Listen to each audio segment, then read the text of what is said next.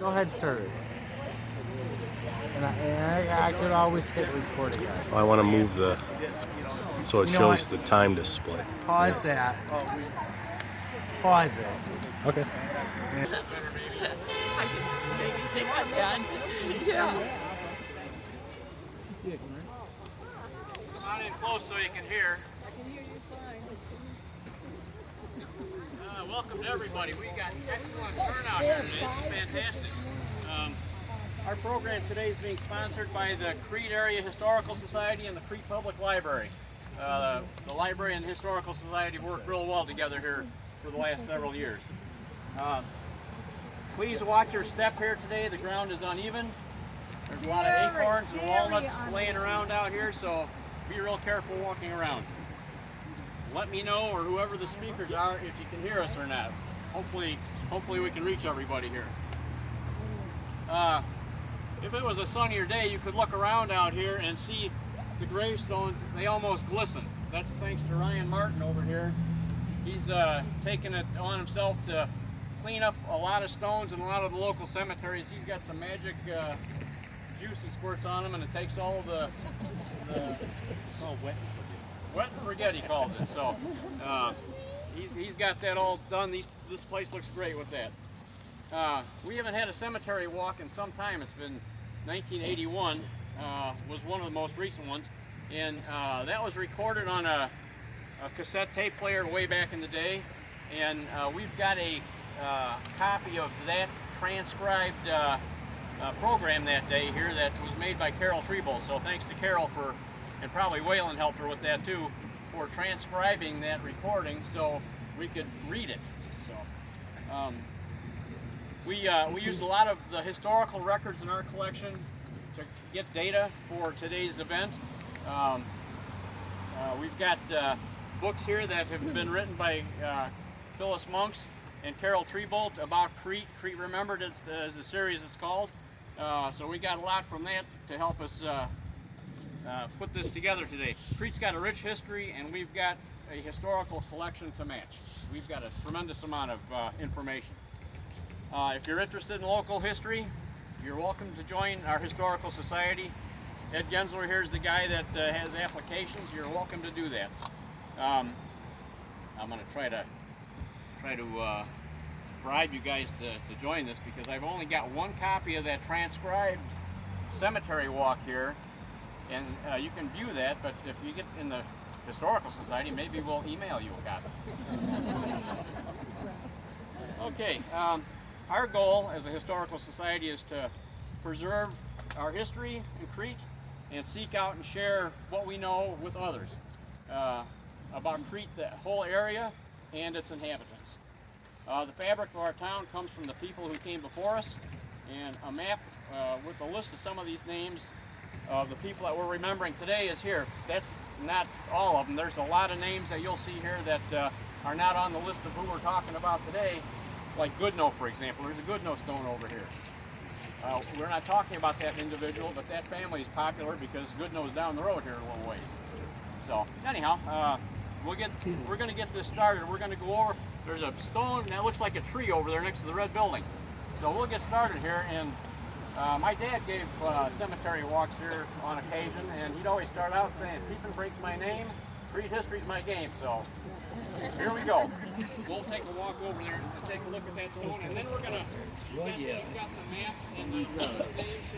We're covering here, laying out, kind of going around towards the front of the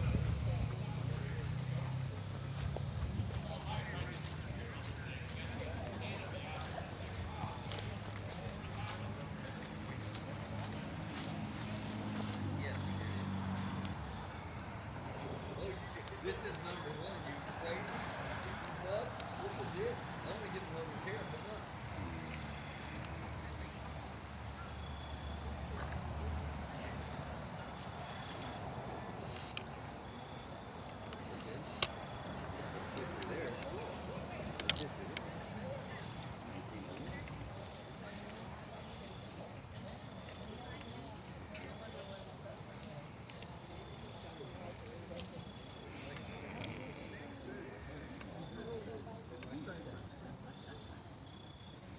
Okay, like I said, we're going to start here with this stone, and then we're going to kind of make our way around the front of the cemetery. We'll have different people speaking as we go here. This stone here is the monument for Abraham Darling. Not Abraham, but Abraham. I think he was an undertaker or furniture dealer in town here way back in the day. This monument was made here in Crete at the Hattendorf Monument Works. And I believe that was right over in Benton Street, about where Jason's is right now, in that area. But you see all the fine stonework on there. Legend has it that an itinerant guy came through town one time and asked Mr. Hattendorf to get a meal. So he said, well, if you want food, you got to work. That's what he made. That's quite a piece of work. I guess there used to be a squirrel sitting on the top, but vandals might have removed that somehow. So anyhow, nice piece of work there, made in Crete. There's a few others like that around the neighborhood. There's one up at the Presbyterian Cemetery in Chicago Heights, Union Cemetery out in on the other side of Monique. So there's a few of them around like that. So, okay, we're gonna go. Can I say a quick thing about, if I speak loud, can everybody hear without the megaphone? Megaphone. Okay. I just wanted to say how the graves were usually laid out traditionally. Most cemeteries bury husbands on the south side of the burial plot, with their wives on the north. In most cemeteries, headstones face east, which puts husbands to the left of their wives. When the Lord comes the second time, he explains, he'll come from the east, so the dead will rise correctly in green. Husband and wife.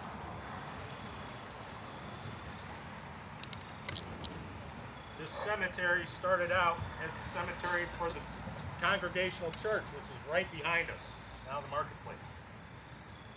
It was formed out of two earlier churches, one formed in Thorn Grove, which is this area. Thorn Grove was all the woods that surrounded Thorn Creek and its tributaries, so Deer Creek and Goose Creek. We were right on the edge of Thorn Grove. The other church organization was out at Beebe's Grove, which is where Coles is on Richton Road there. The two combined in 1852 and moved into what is now known as Crete.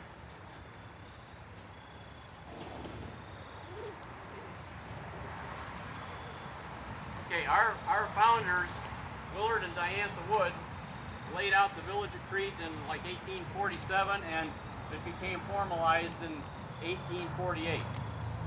Mr. Wood gave properties to both the Congregational and the Methodist churches, and this cemetery as well he gave to the community.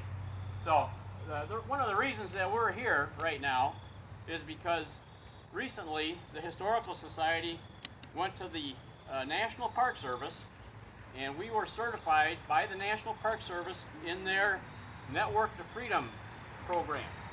Network to Freedom deals with the Underground Railroad. And many of the people that are buried right in this little corner here were the founders of the Congregational Church, and one of their mainstays in what they did, there was two of them. One was not to drink alcohol, and the other was to oppose slavery at all costs. So, and it wasn't a request, it was a requirement. So, this church building right here is where all those people worshiped, and they were part of the Underground Railroad. If you look at this church building, when we get a little farther over to the north, you'll see stained glass windows on the church building, and above the stained glass there are panels up there with people's names. Those were the founders of the church, and a number of those people were involved with the Underground Railroad, and that's why this church building here and this cemetery are on this National Register with the U.S. Park Service. So that's a huge accomplishment here. There was a lot of activity with Underground Railroad coming through this area, because as they would escape from slavery and come north, they had to get around and make their way to Canada either by boat, maybe across Lake Michigan to Detroit, when they're basically home free once they get to Detroit and over to Canada. So it's a crucial spot in our history who these people were here that did that work, which was against the law for them to do. We're going to go over to Samuel Cushing's grave here, and he was arrested for harboring slaves. And I believe in 1848 his court case was heard, and the government didn't have their case ready, and they let him off the hook. but that's documented that he was arrested for harboring slaves. So, let's, go ahead.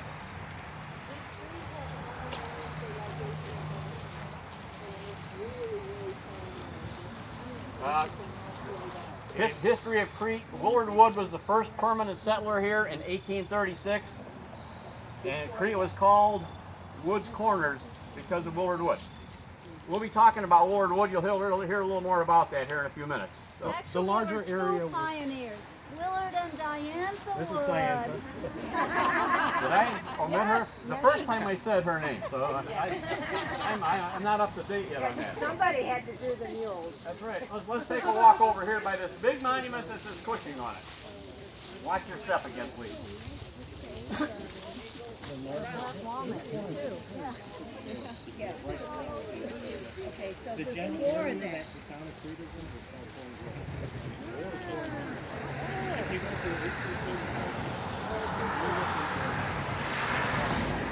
Okay, we're here visiting Mr. Cushing. His residence was at the same corner as where the coal store is Come today. closer, come Find it a closer. little closer. Yeah, so you can hear. His residence is where the coal store is today. And right in that neighborhood, they had a congregation meeting there in that neighborhood. And some of these other names on here, there's Porter and Beach. They were all in that same group, and you'll probably find their names up on the stained glass window there. So take a look at that when you get a chance. Maybe go and buy some antiques in there or something too. But anyhow, this man was arrested for harboring slaves, so that's a big part of our history and why we were certified as a place on the National Register for the Network to Freedom. So, okay.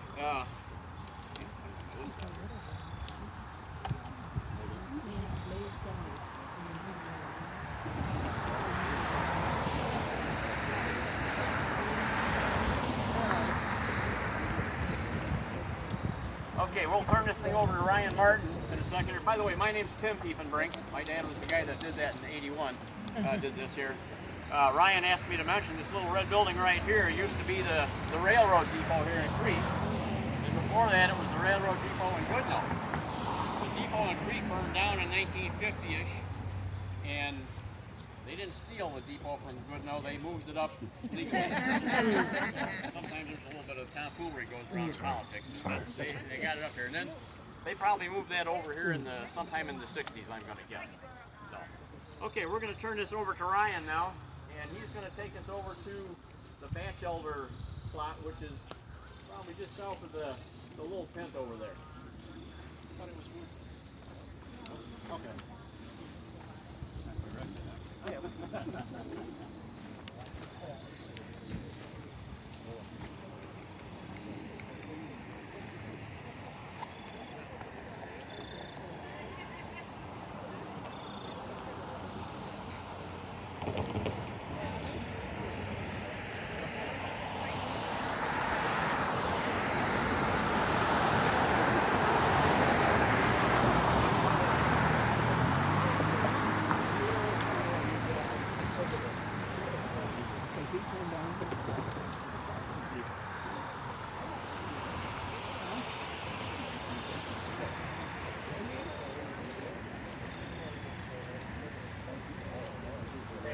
Joseph Batchelder, his wife Anna, they play a very important part in the earliest part of Crete's history before Crete was even here.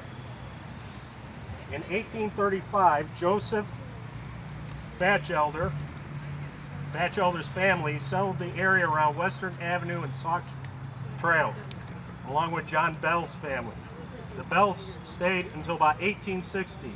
When they left, the Batchelders bought the Bell farm and added it to their own. This property would later form the largest portion of Park Forest. The Batchelders and McCoys were devout Methodists and members of the church in Crete, the one on Main Street. They were also abolitionists and offered their homes as stations on the Underground Railroad.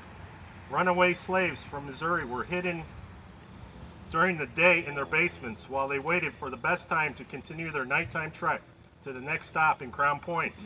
They were using Richton Road. Richton Road originally intersected with Sauk Trail near present-day Western. And eventually to their freedom in Canada.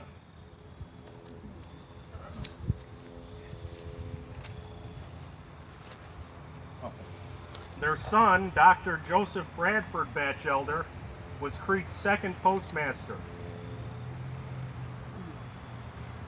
He was born in Vermont, passing his early years on his father's farm in that state. 3 years after his marriage to Louisa Ann Farnsworth, tiring of farming among the hills and stones, he took his wife and year-old child Emma,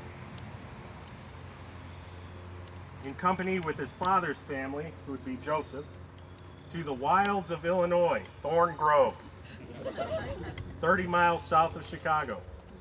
His was the first frame house in that locality, and though not large, was dignified by the name of Tavern. For a decade previous to the Civil War, the Sauk Trail was a branch on the famous Underground Railroad, along with Richmond Road, which was a branch of the Sauk Trail. From Joliet, the Missouri slaves were brought to the Batchelder and McCoy homes on the Sauk Trail once they were taken at night to the home of Deacon Cushing near Dyer, Indiana. Well, that's where Coles is now. Many a time there were as many as 5 slaves in the cellar of the old McCoy home.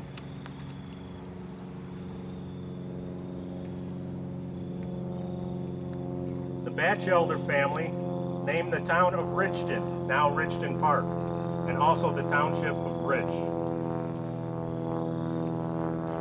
And the Batchelders come into play in a story that I'll be telling a little later also.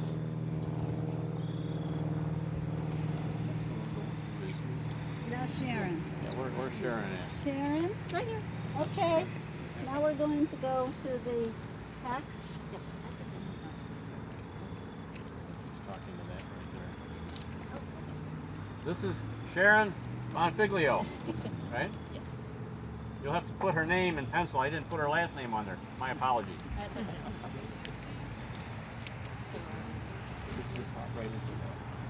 Hi everyone.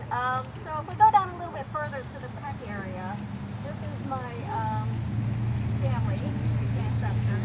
The Peck family came from England in 1638, and they ended up settling in Hingham, Massachusetts. And then from there they moved to Rhode Island. And then in about 1840, they moved to Crete area. I'm going to talk about one person in particular, and so I'll talk about one person in particular, and that's this woman here, Bessie Peck. She was my great aunt, and she actually had a very normal life up until after graduation from high school. She started teaching violin lessons in the home.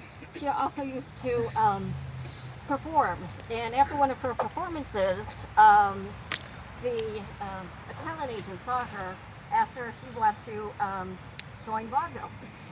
And she said, sure, that would be great, but her dad and her uncles had to give their approval. So they finally did, and she hit the road.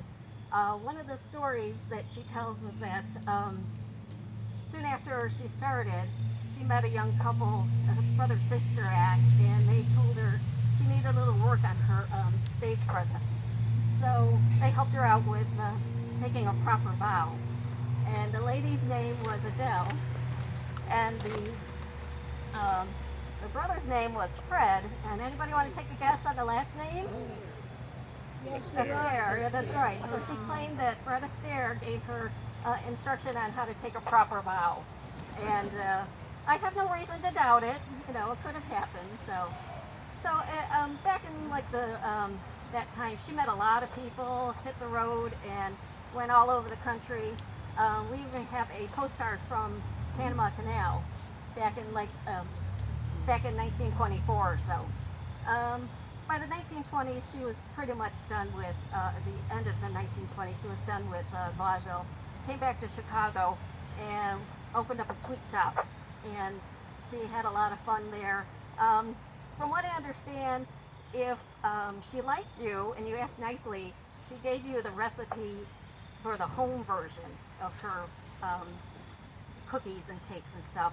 But if she didn't like you or you didn't ask nicely, she gave you the the shop version. You had to do all the math yourself.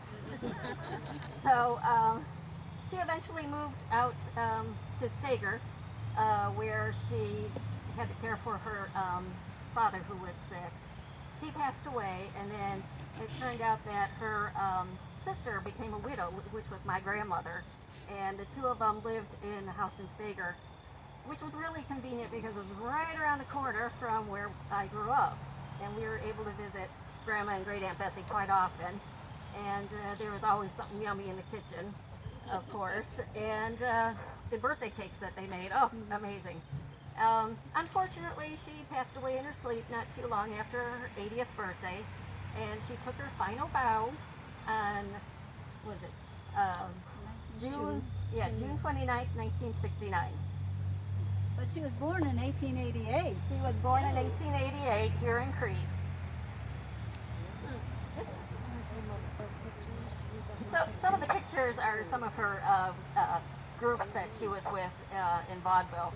Initially, she was with the Five Merry Maids of Music. This particular one is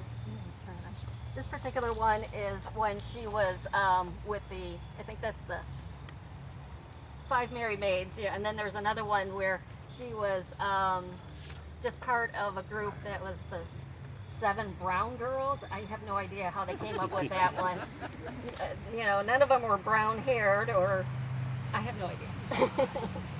But yeah. Okay, our next visit's going to be to the woods over just to the left of the tent. We'll walk over that way. While you're on your way over there, it used to be that the Memorial Day celebration used to be right here in this cemetery underneath this big oak tree. Now they do it at the park up here. Go ahead, you can walk over. There's many veterans in this cemetery. We had a number of people that died in the service of the country.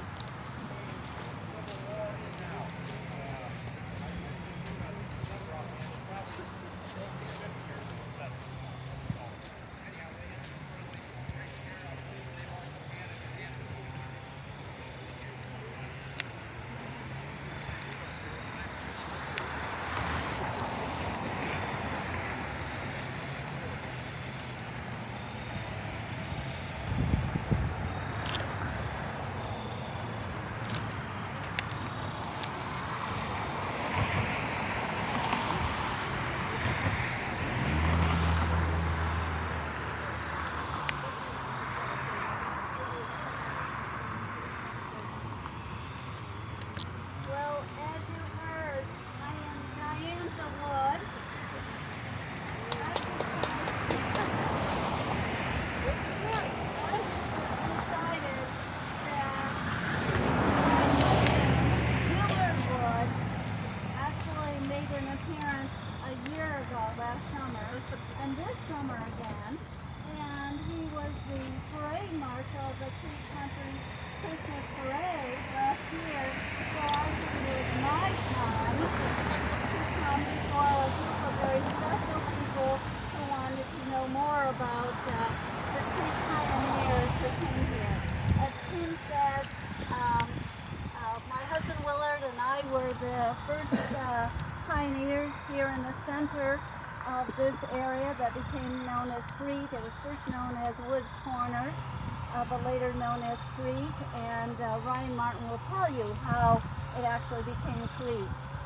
In one of the books that I co-authored with Carol and all the other past historians, it says one thing.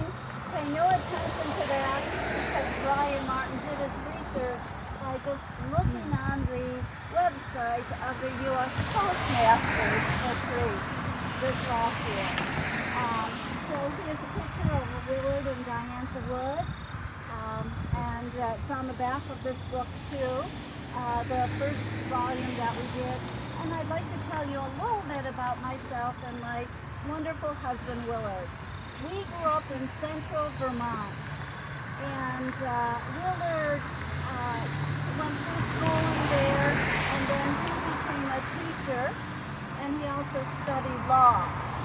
In fact, I was one of his students, being much younger than him by 3 years. I became one of the students, and then I went on to more schooling, and I became a teacher myself. So we married in 1835, and we were in our 20s, and we were adventurous, and we decided, oh, there's so much more to discover. So we decided that we were going to buy a wagon that we could sleep in overnight, and we were going to go west. And as a result, in the beginning of May of 1836, we had everything ready, our clothes packed and a couple trunks ready, and our family, as we were saying goodbye, I think we were all crying, and we didn't know if we'd ever see our family again, and they didn't know if they would ever see us. Where were we going? We were dropping off the end of the earth, really, to come to this wilderness. It was wilderness. There are only a few people around over in Beatty's Grove in the northwestern part of Cape Township, and in Thorn Grove too, and they had only been here a year or 2 years too. It was pretty barren. There were wooded areas, but for food we had to depend upon Willard going out and hunting food and what we grew too. So after we left, it took a couple hours before we started smiling again and excited about the adventures. So we left Vermont, and then we went westward, straight near the Erie Canal, but not going on Erie Canal because we had our own wagon. And so we ended up in Buffalo, where Lake Erie is. We sold our wagon, our horse, the harness, got on the boat with a couple of our trunks, and another important person, which I forgot to mention, we had a 3-month-old baby daughter too with us. So, and she was our prize and beauty. So we got on the boat, we spent about a couple days on the boat, and we got off the boat at Detroit, Michigan. From there, we didn't walk the way. We had to buy another wagon, a horse, and harness again. We came down to the southern part of Michigan, came through Indiana, and we were headed to Chicago. We were really going to go west more, but people told us that going west, it was kind of swampy, as if some of the places around here are swampy, but they had had a number of rains, and so we decided to head south. The first night, people had told us to stay overnight at a farm family, and it was in Blue Island. And then we left the next morning, and we came south, and we ended up just stopping our wagon at the center of what is now Crete. And so we were the only ones in the center of Crete. We had to live in our wagon until Willard chopped enough wood for a log cabin. I think maybe a few of the other settlers helped him put it together. We needed a log cabin, and we needed an outhouse too. So we struggled, like most families coming here. It was June. It was the beginning of June. We didn't have much food with us too. We had bought flour and other ingredients for food, but so I think we found our seeds and planted the seeds in a small vegetable garden for us. Willard went on to do more things, and of course I gave birth to 10 more children in our house, assisted by Willard. And of course I had to take, even though I was well educated and had been a teacher, I became the woman's role of taking care of all these children, making sure we had food, they had clothing and everything. But Willard decided we were on the Vincennes Wagon Trail. And that was the main road, dirt road, from Danville up to Chicago. So there were more wagons going by. So Willard decided that we would add on to our log cabin, and so some people could stay overnight with us. Make a few more, I wouldn't even say dollars, it was probably 50 cents or 25 cents too, that did that. He then built in 1848 the first frame building here in Crete, and it was Woods Hotel, and he entertained a number of people, General McClellan, Clara Barton out of the Red Cross, and more and more people came by, and he and I did a lot to attract more people to Crete, to our community. It was a time to grow, more people came, and he was also the Justice of Peace. He was almost everything. When the townships were formed in 1850, after a couple times he was the township supervisor, and as a result of that he was on the Will County Board of Commissioners for that. Willard and I planned probably one of the most important things. Where you are standing was our land. We owned 2 parcels of 80 acres. This is where he and I gave this property for the good of the community for a cemetery. Next year maybe we'll do the Adams Cemetery. The Adams Cemetery actually came along, this was started in 1844. But this was, people started buying plots for burials here then later on. Also, Willard and I gave property to the Congregational Church that built their church in 1853, and to the Methodist Church that built their church 1 year earlier in 1852. We also, or Willard really, hired a surveyor, and he platted all of this area, putting the streets, sectioning off lots and everything so they could sell to different people. When he first came though, he and Diantha did not have enough money to buy the first 80-acre parcel. He found Mr. Walker down in Chicago to buy the land, and Diantha had to pay him off in 3 years at 33 1/3% interest at that point. I don't know why they didn't just homestead and eventually were able to get their land for $1.25 per acre, but that was the way it was. So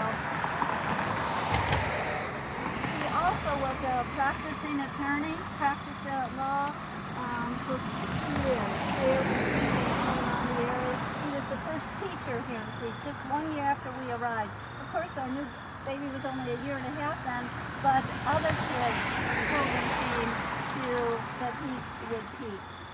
And he did so many things. He also farmed, of course, and You can see where the first school was. It's no longer there, but it's Dearson's Garage on the north side of Exchange, just east of the tracks. That brick garage, that's where the Crete's first schoolhouse is. Crete's second schoolhouse was that building right behind the Congregational Church, which is now a residence. I don't know if he taught there, but that's where the second schoolhouse is.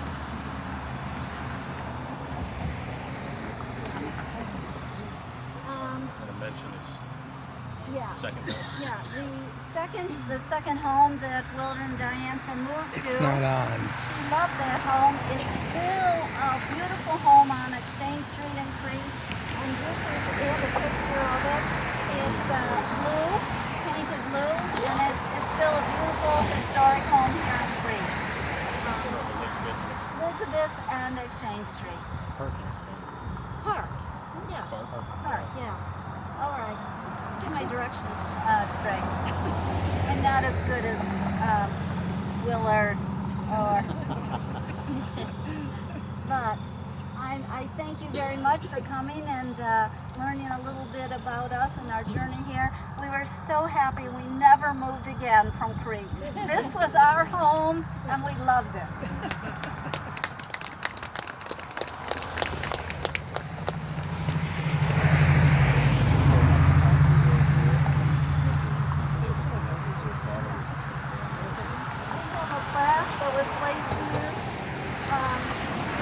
Honoring my wonderful husband and not me. But that's all right because he was a great person and did so much for Crete to really keep it started.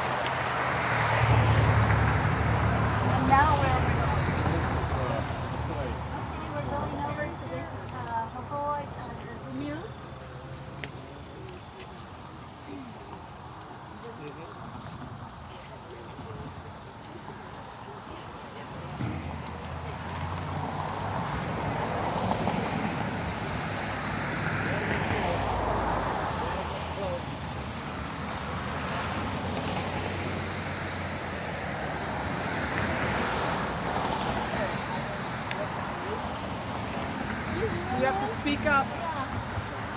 Brian. Ask him to hit that button. You can't hear it. Closer. It's not working. It's not hitting it's the close to the brook. My name is Jim Demuth. Parents, Audrey and Winston Demuth. On that lawn. They can't. They can't hear him. They can't hear him. Come on. There you go. Okay. That'll be it.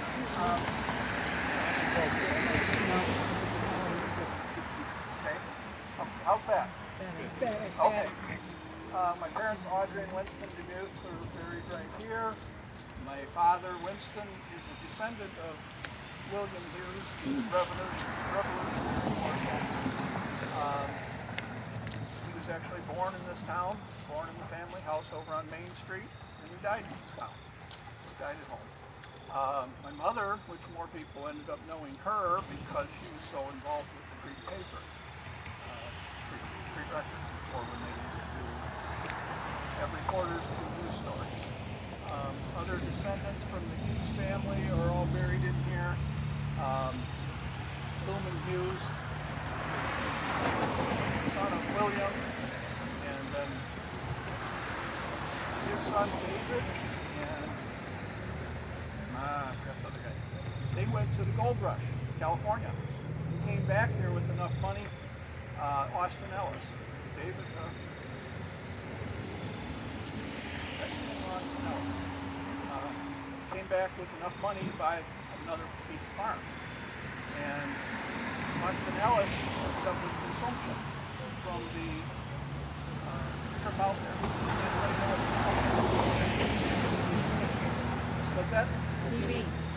Yeah, TV. I looked it up on Google. I didn't know. So he was only 35 years old when he passed. But he did go to the gold rush. Something that you listen to in the historical books.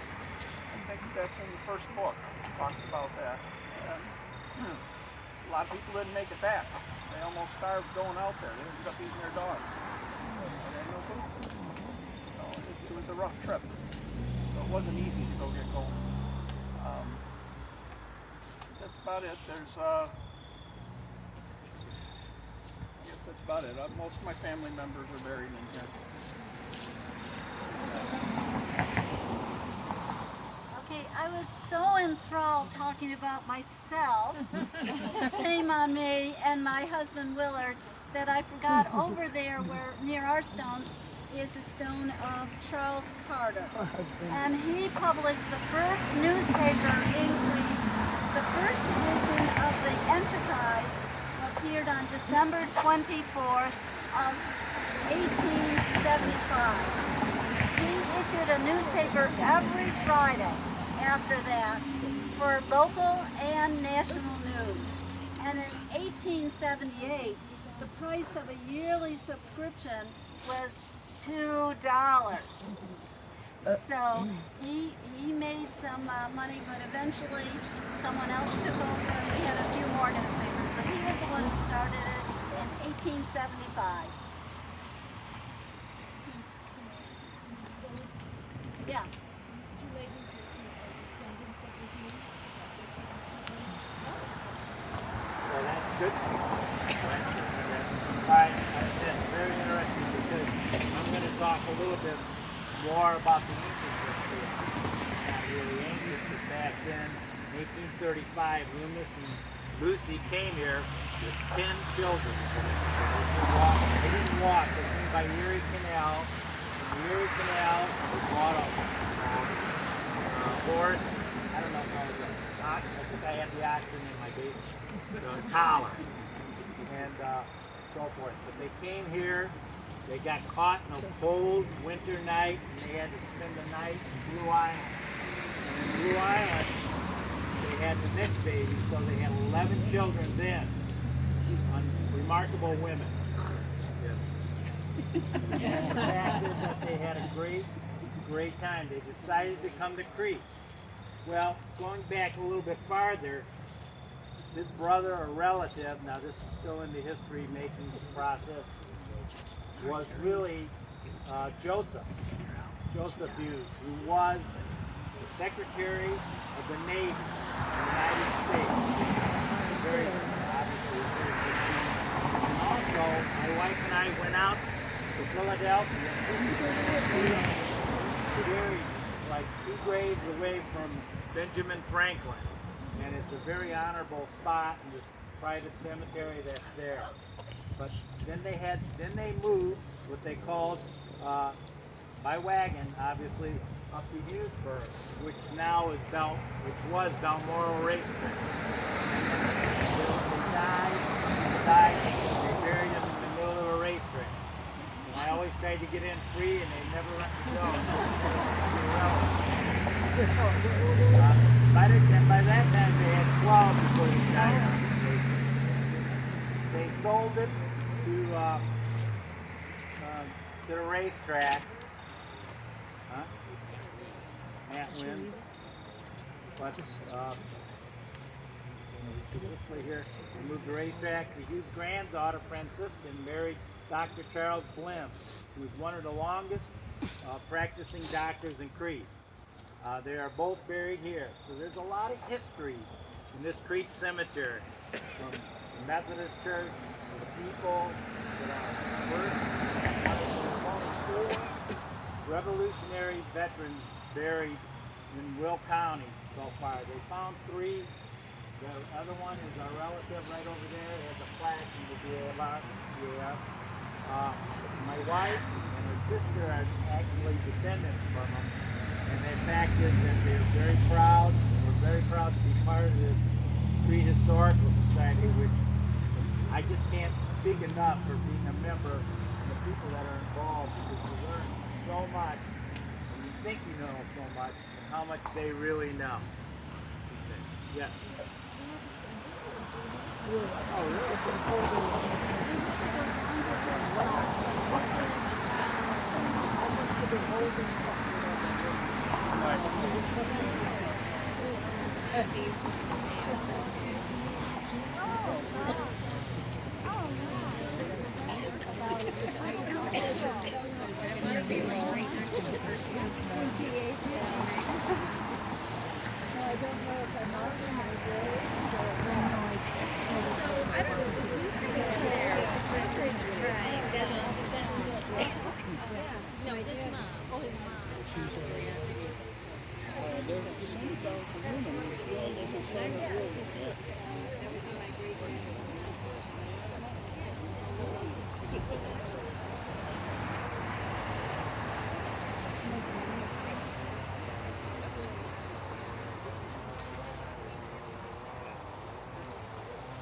you kind of come in closer. I want to wake up the neighbors. I do want to wake up the neighbors.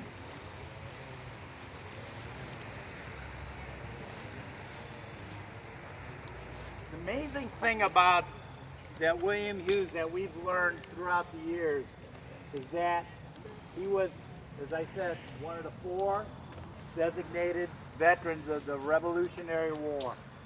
And if you knew anything about the Revolutionary War, it was a battle between Britain, Great Britain, and actually France and the Indians and everything else. But then he decided to come back here, come back to Crete, to live with his daughter and his son-in-law at the age of 86 from Vermont.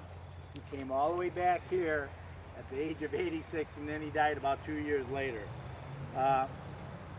It's amazing the history, the stories that this cemetery holds, and I'm sure a lot of you have other relatives or people who are just involved in as knowledge as these people are, but I think it's just remarkable that we have a Revolutionary War veteran in this cemetery.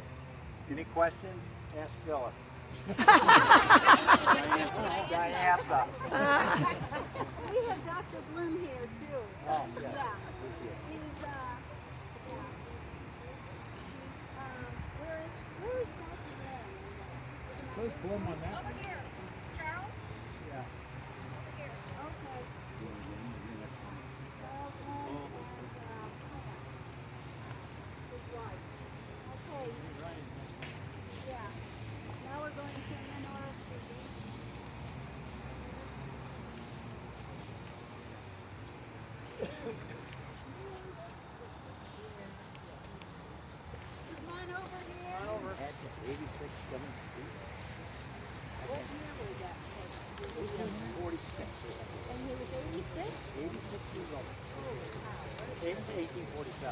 Oh, No, no, it's not. Here I'm just going to read what Ray Beebe said in his cemetery tour. And I like we had rows. His wife, Yeah. It's like, Norris, died fairly young in 1843. We said earlier that this cemetery was established in 1848.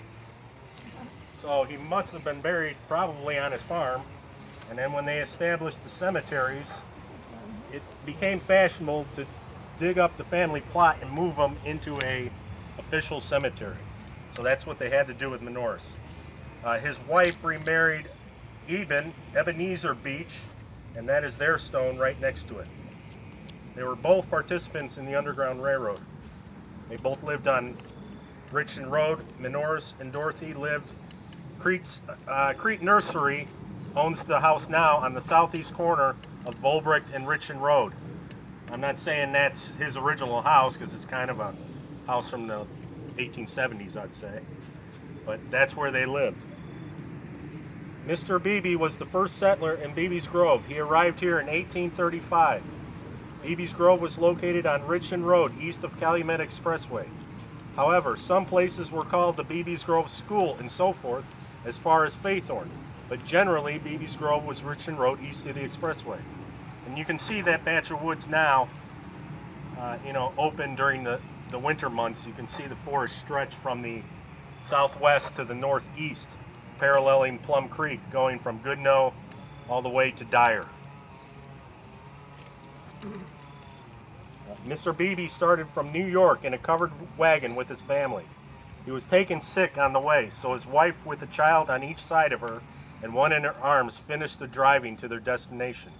When they arrived, the country was very wild. Wolves, wild turkey, deer, and wild game of all kinds were abundant.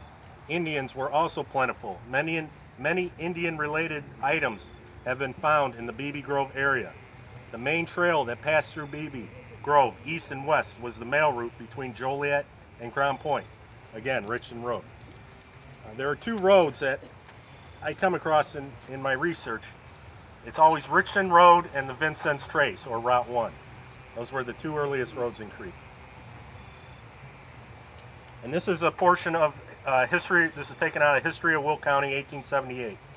In the eastern portion of the township, where lies the longest stretch of timberland, quite an extensive settlement was being made at the same period. Menoris Beebe is credited with being the pioneer, and his advent was no doubt as early as 1834. 1835, 1834, nobody really knows. In honor of him, the grove was named. He was a man of more than ordinary intelligence and worth, and one of the first justices of the peace in this section of the county. The Endor Post Office, I don't know if you ever heard of Endor. It was a post office that served a rural area out there. It was in his house for a short period of time.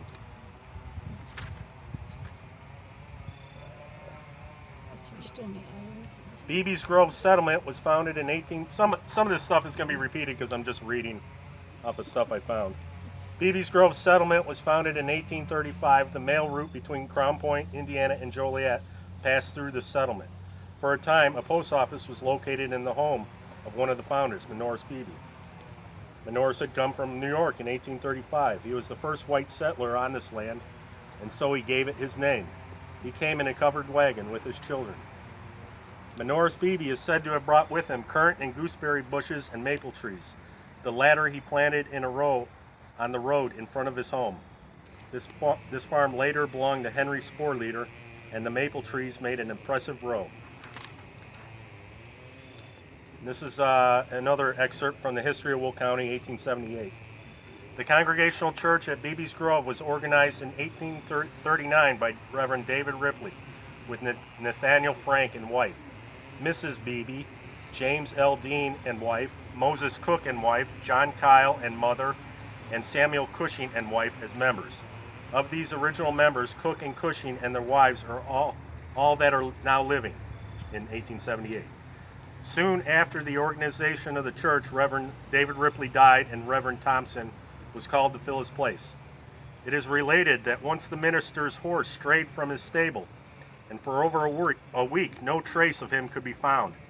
At the end of the period named, however, someone in passing the church building heard a noise within, and supposing someone was inside preparing the room for church services, pushed open the door when lo, the poor horse confronted him with looks and actions which indicated that though he had not been holding religious meetings, he had been fasting for a long time. The horse, after leaving home, had doubtless from force of habit taken the road to the church, and finding the door ajar had pushed it open and walked in for the purpose of protecting himself from the inclement weather. Old Dick was always afterward dubbed the pious horse.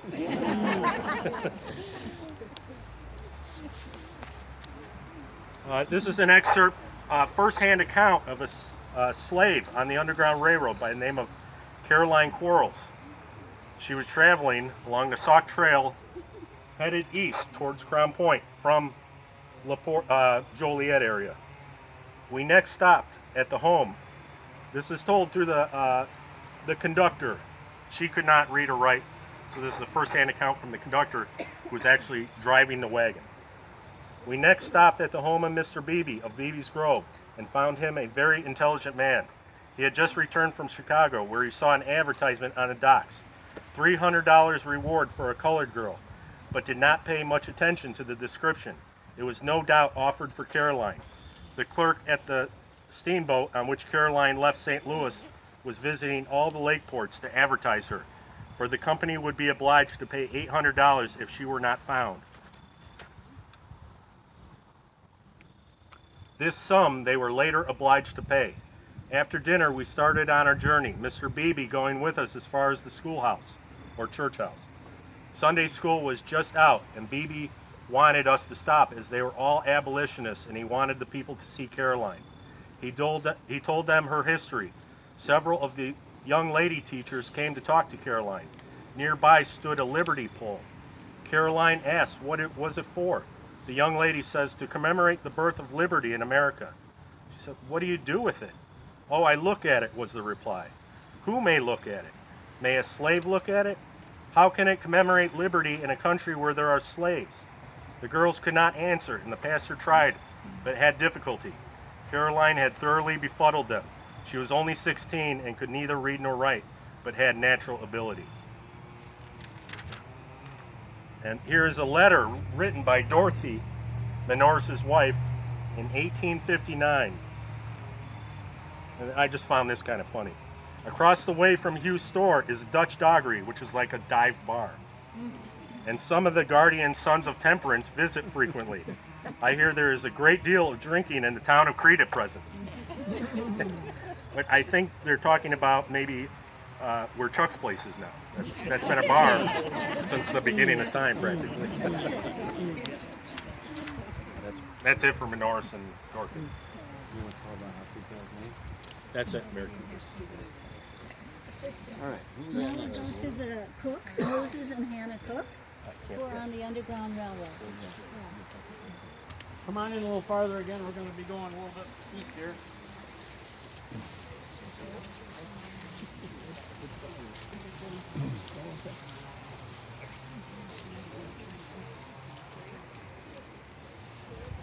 I grew up right in that house across the street, so this is like my front yard.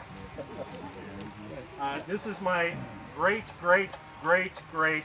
great grandparents, Samuel and Elmira Gaines. Here's a picture of him later in life. Need a haircut. Squint one of the eyes. Okay, I'm just going to read his obituary. Samuel Ward Gaines, born in Middletown, Connecticut, October 26, 1809, settled with his wife, Elmira, in Section 12, Monee Township, on October 26, 1836, which just so happened to be Samuel's 27th birthday. If you know where the water tower is in University Park, on University Parkway, or Exchange, that's right where they settled. His mother's name was Susan Ward Cooper, and both parents were descendants of early New England settlers. Members of the family had been prominent in early colonial development in the French and Indian and Revolutionary Wars. He participated with John Dilley, John Chase, Samuel Ward Cooper, Nicholas Young, and Aaron Bunnell in the hardships of original settlers of Monee Township, and was held in high esteem by all his acquaintances. Mrs. Gaines was reputed to be the neatest housekeeper and best cook in that neighborhood. Early in the organization of the Congregational Church of Crete, both were identified as members and remained faithful in attendance. The last 21 years of his life, he lived at the old homestead with his son Albert when he died. Albert's grave is behind him. He died February 5th, 1899, aged 90 years, so he lived a long life. His wife died in 1865. He did remarry to us, Letty Wilson Safford. The 7 grandchildren are Allie Dodge and Elsie Dodge Hill of Wichita, Kansas, Perry and Frank Gaines of Brooke, Indiana, Walter Gaines of Urbana, and Raleigh and Ferris Gaines of Crete, Illinois. Ferris Gaines would be my great-great-grandfather. And this is another obituary. Another old settler had been called to his reward, Samuel Ward Gaines, who settled in Monee Township, just west of the Crete line. In 1836, died Monday, February 5th, at the advanced age of 90 years. From an old history of Will County, we glean the following. Dilly, Chase, Cooper, Gaines, Young, Bunnell were all original settlers of Monee Township, and like all early immigrants from the heavily timbered regions of the east, sought the neighborhoods of the Little Groves found here and there throughout this part of the state. All of these men with their families settled in the northeastern part of the township in the vicinity of Thorn Grove. This settlement seemed to have been a notable one, every man proving himself worthy of the name of a good citizen. Indeed, one of the number bore the title of parson, and as such ministered to the people in things spiritual, while he at the same time cultivated the soil. Mr. Gaines was the last of these old pioneers. The others have long since moved away, or he have departed to that bourne from which no traveler returns. Mr. Gaines was ranked among the soundest men in the township, and as such enjoyed the respect and confidence of the fellow citizens to an unlimited degree, and whatever can be said of the man of good reputation attaches to his name. The funeral of Mr. Gaines was held Wednesday afternoon, services being conducted by Reverend Davies in the Congregational Church. The exceedingly unfavorable weather no doubt prevented many from attending. And these are letters written to my great-great-grandfather, Ferris Gaines, describing Samuel Ward Gaines and his wife. Samuel Ward Gaines became a shoemaker in Connecticut. He married, and after living a few years in Middletown, Connecticut, that is the place Mrs. Gaines always talked of, he decided to come west. And they came to his Uncle Dennis Cooper's in Euclid, Ohio, near Cleveland. But he found that that was an old settled region, and that his cousins were intended to live in Illinois. So they came also in 1836. I think they did not come with a moving wagon. I have a dim idea that they came on Lake Erie as far as they could, and then a canal helped them some. And then they hired a man with a team to bring them some distance. I think in Chicago they hired someone to bring them to Thorn Grove.